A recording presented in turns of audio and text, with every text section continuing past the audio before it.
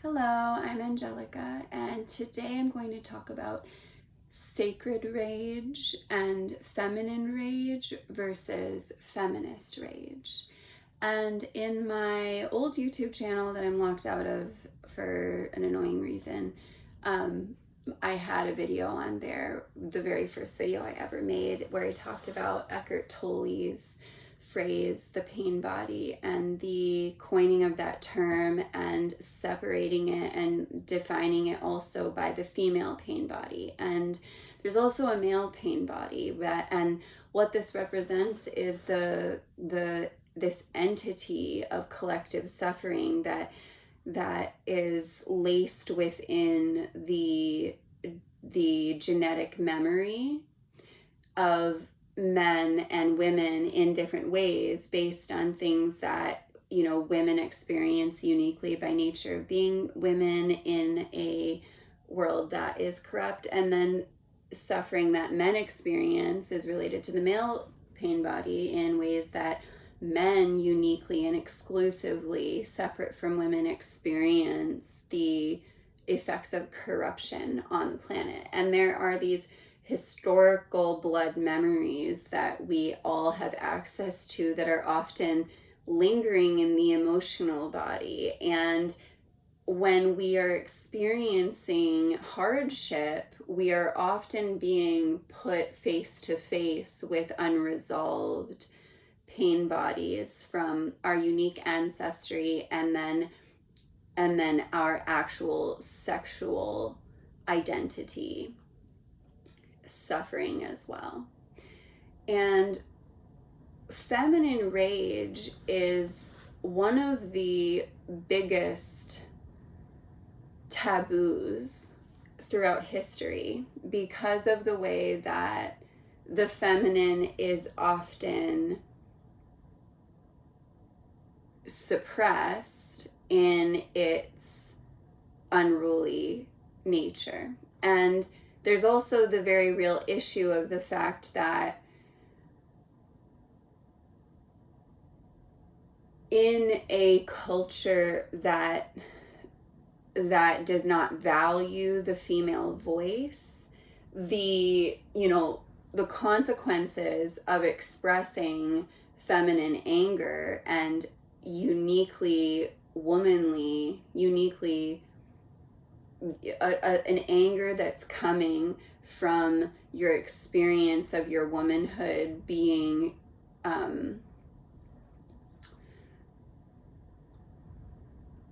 exploited and extracted.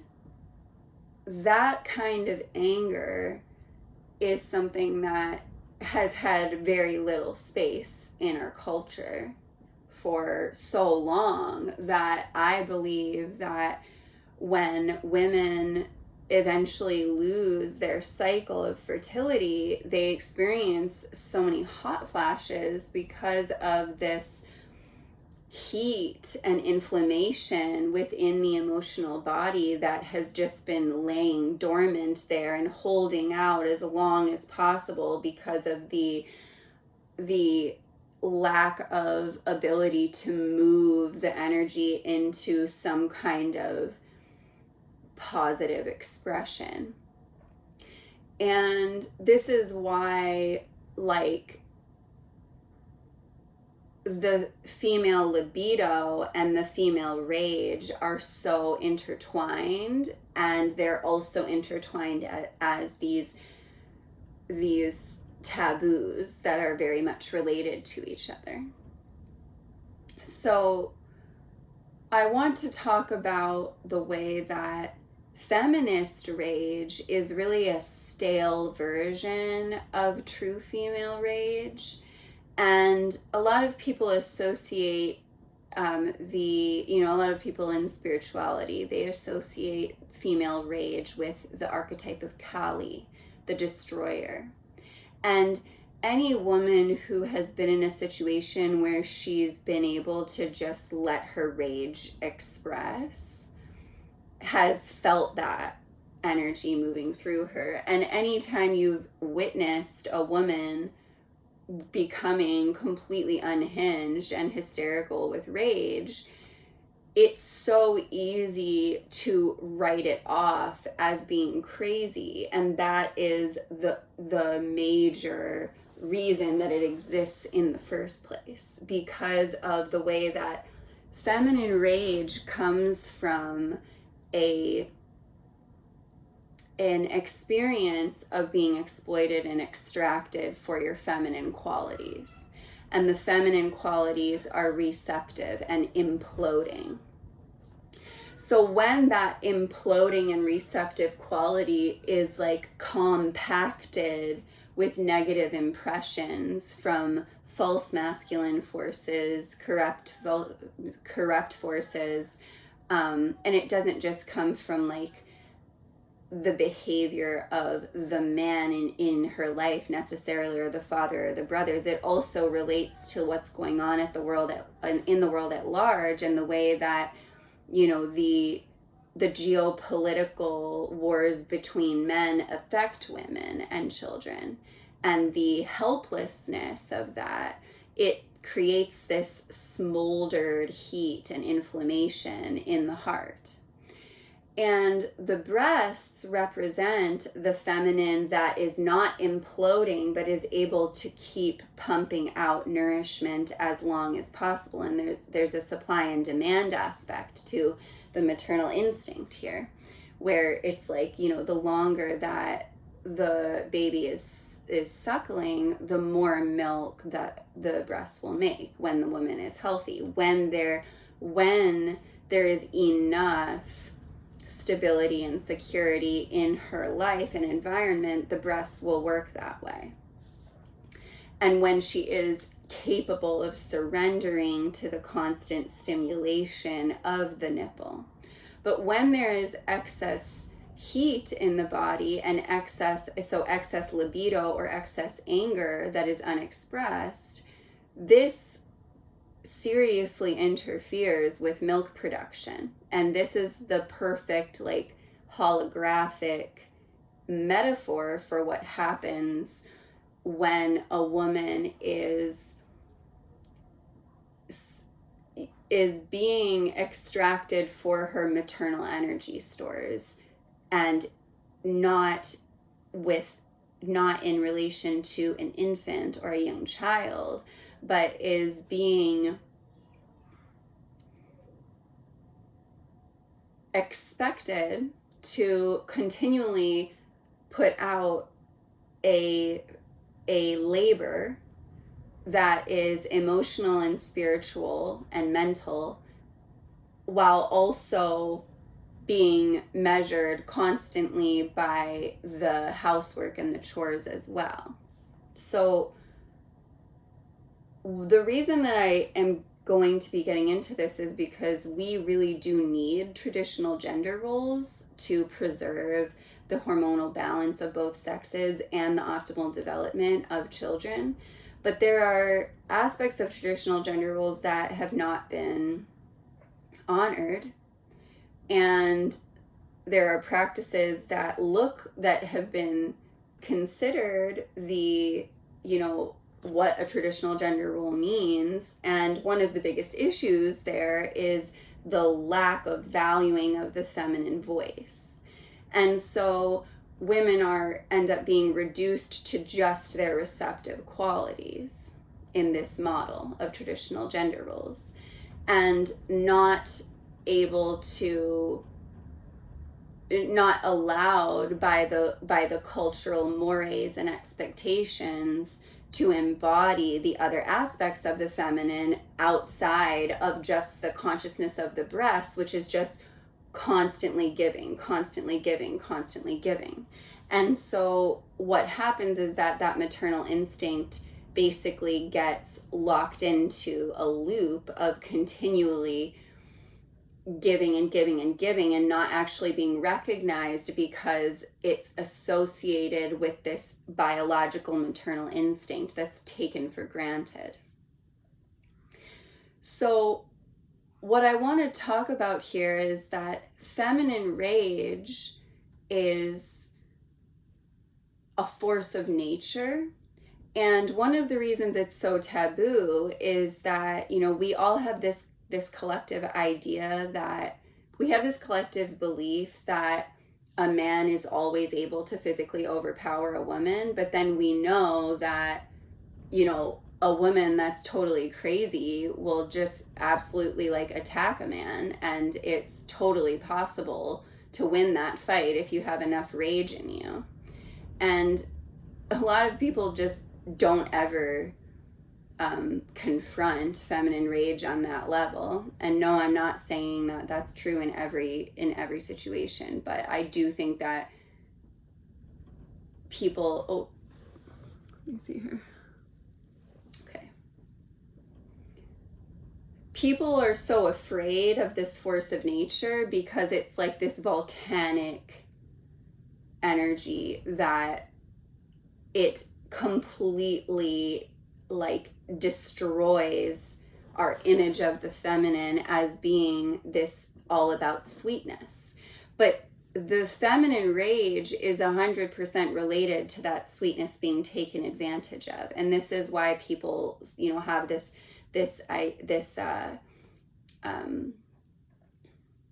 like, what is the word? Aphorism, maybe not an aphorism, but this saying of like, hell hath no fury like a woman's scorn. Like, this is such a painful aspect of womanhood because we are seen as evil witches when we express our limits of giving. And this is also why different cultures of women act in different ways that are designed to, you know, mitigate this thing. For instance, there's a lot of like tropes and memes about how Slavic women act compared to like the rest of the world, the rest of white women. And, you know, the idea is always that Slavic women are like ruthlessly cold and like only judge men by, you know, the tangible things that they do. And this is because the labor of a woman is very intangible. And this is what feminine rage is really coming from, is the inability to measure the output of energy that's coming through a woman when she is focusing her attention on her loved ones or on a project or on her environment. The intangibility is a really maddening thing because, for instance, the provider, the man, when he brings the groceries into the house, the groceries are there. They can be counted out. They can be monetized. They can be, everything is clear, the value that is being brought. And then when a woman is just judged by like whether the kids are crying or not and how clean the house is and whether there's a meal on the table, the energy that she spent cooking that meal while also doing a ton of emotional maternal labor for the children and, you know, cleaning up all of the messes constantly. There's the nature of housework is never ending, whereas the nature of man's work is, you know, one task at a time. And yes, it is never ending in its own way, but there's a task orientation that is like sequential, that once you do a job, you don't have to do it again for a while. Women's work is not like that. Women's work is literally never ending. This is why people say there, you know, a woman's work is never done. And it's this element of traditional gender roles that really needs to be reworked and revised, and a voice needs to be given and to the female limits and boundaries. And there needs to be recognition for the intangible virtues and values that women provide to the family unit. Otherwise, there is a workhorse energy that will overtake her, and it will age her. And then when there's no more sweet receptivity left, she is discarded. And this feminine rage is, like I said, it's like a force of nature. But what happens is that the female pain body becomes capitalized on by these political narratives. Like, for instance, the global warming narrative of like, oh, like the world is getting hotter, and the women, it's because the women are like having so much repressed rage that the consciousness of the earth is giving off so much heat, and that women are feeling the rage of the earth, and this is why they're allowed to just be like angry and bitter. And this whole archetype of like the angry bitter feminist has come onto the scene because of the actual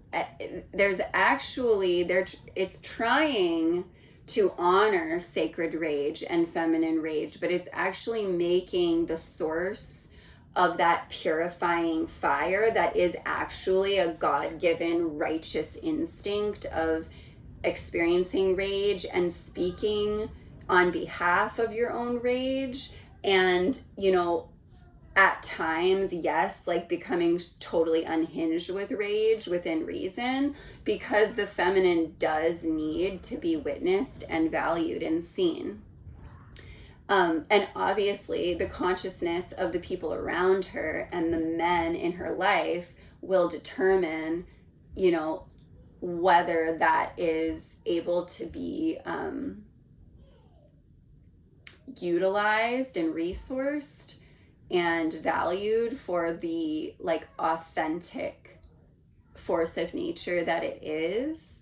And, you know, when men are not there, there's nothing that we can do. And that's why I also speak a lot to the fact that like different races and cultures of women have different types of relationships to this feminine rage.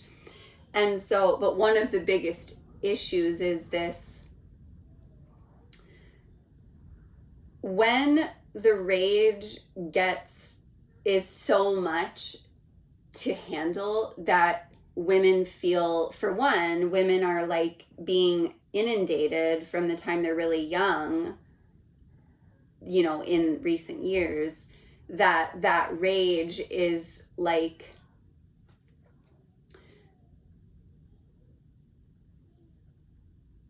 that. How do I want to say this?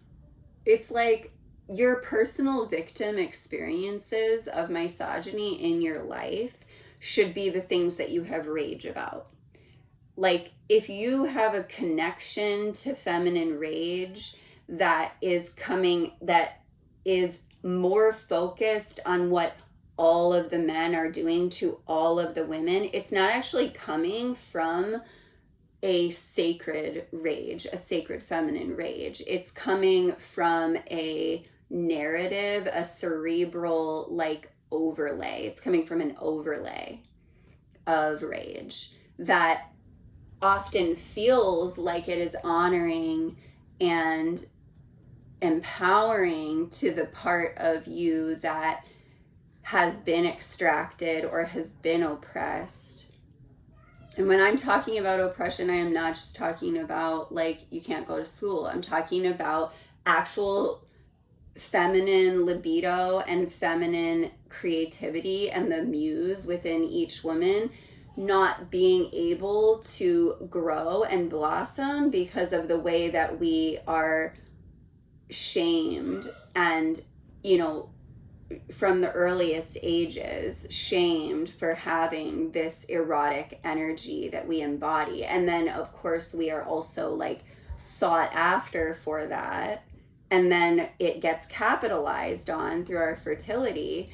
And then that sacred rage is like brewing and brewing and brewing because the maternal instinct often will just like override it. And then when the children are grown is usually when you start getting these hot flashes that are like completely all consuming. And, you know, personally, I believe that like when women are experiencing hysteria, they're actually processing that same level of heat that a lot of women just put off until they have like grown children or they're at a certain age where they just feel like so disappointed and like let down by the things that they've given themselves to, that they just start to have this like heat rise and rise and rise.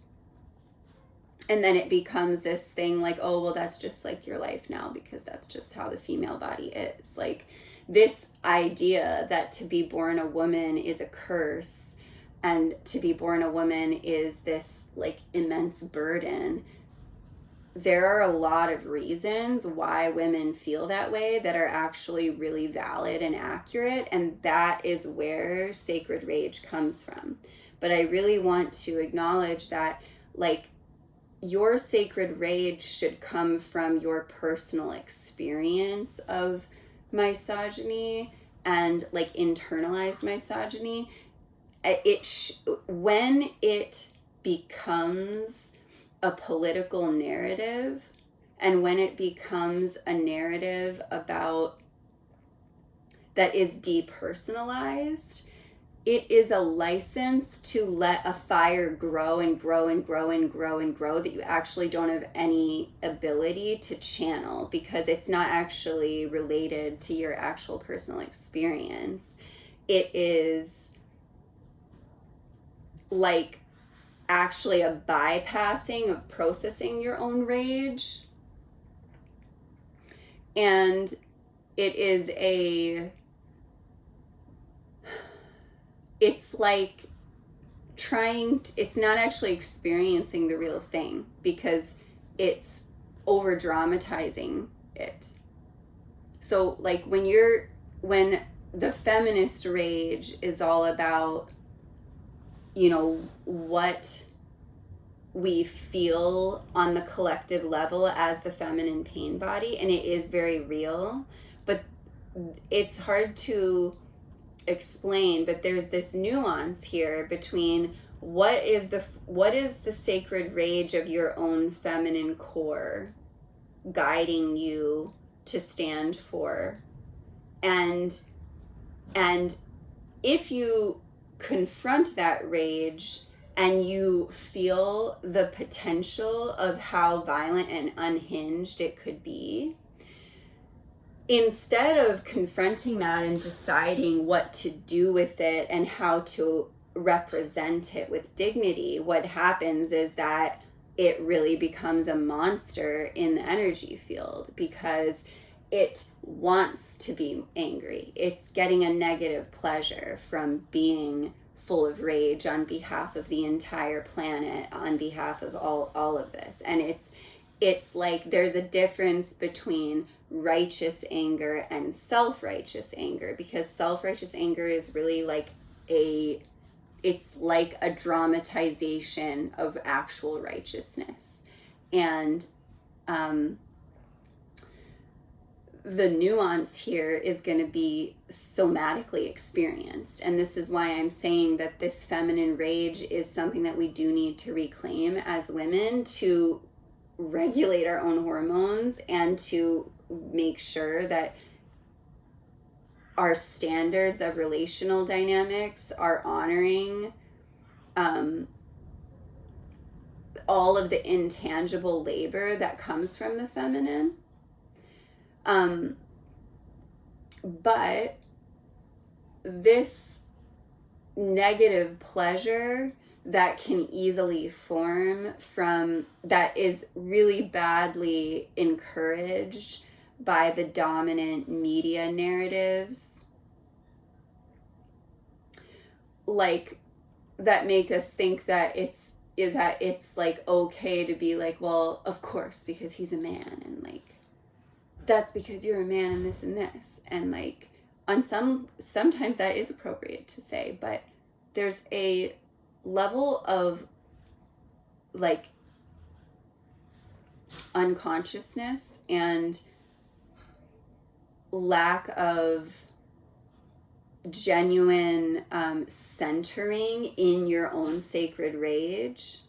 Like when you're centered in your sacred rage, you know, even if it's getting to a point where like you're in a situation and you have to like really assert yourself, and like what someone might see as like an angry woman that's crazy or something, like your ability to know whether that's coming from a pure and righteous place or not, it requires you to be somatically centered in your own rage. And what I'm saying is that that kind of feminist rage is not centered in the body. It's centered in the mind as this heat that just keeps building upon itself because of the narrative of the problem rather than the actual experience of confronting that there is a serious issue with the devaluing of the feminine. And as a representative of the feminine, you are required to integrate your rage and to express your rage in a way that actually honors you. Whereas it's actually extracting you and your feminine energy when you are like mentally incensed by a specific narrative. And, you know, you see this a lot with like the abortion topic, and you see this a lot with, like you see it a lot in the classic family conflicts that have been going on for a really long time, where instead of actually confronting the issue of extraction, there's just this resignation to be perpetually like bitter and pissed off and like keep mentally spinning your wheels about it. So I'm going to stop there, and this is obviously a big topic that we could go on and on, but I'd like to just thank you for watching this whole video if you've listened to the whole thing, and yeah, I'll see you next time.